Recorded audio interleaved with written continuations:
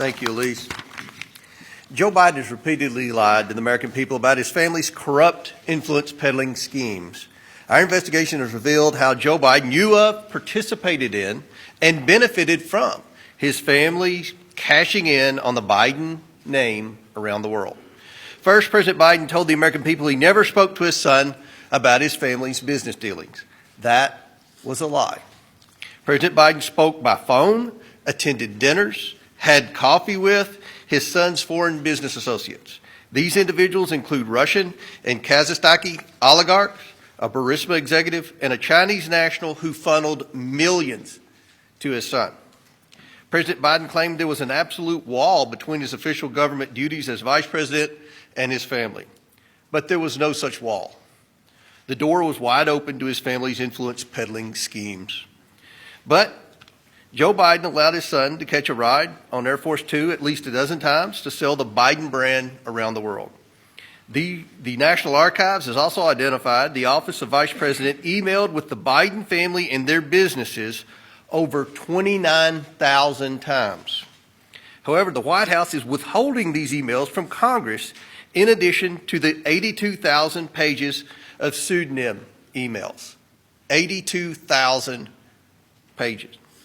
President Biden claimed his family didn't receive money from China, but we all know they did. President Biden's son, brother, sister-in-law, and daughter-in-law collectively received millions from CCP-linked entities.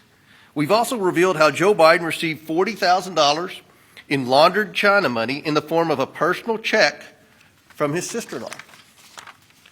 The White House and corporate media continue to move the goalpost as they seek to cover up for President Biden and his family.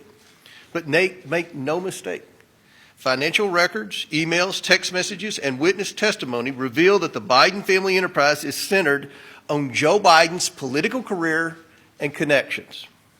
Joe Biden knew about, participated, and benefited from these schemes. This is a national security threat at the highest level of government, and Americans demand accountability for the Biden corruption. Over the next 2 months, our committees will interview members of the Biden family and their associates about this record of evidence. We expect full compliance with our lawfully issued subpoenas. No one is above the law, even if your last name is Biden. Our committee will first interview and depose witnesses. We then, of course, would welcome Hunter Biden to testify at a public hearing at a future date. Democrats should have no concern with first deposing and interviewing key witnesses.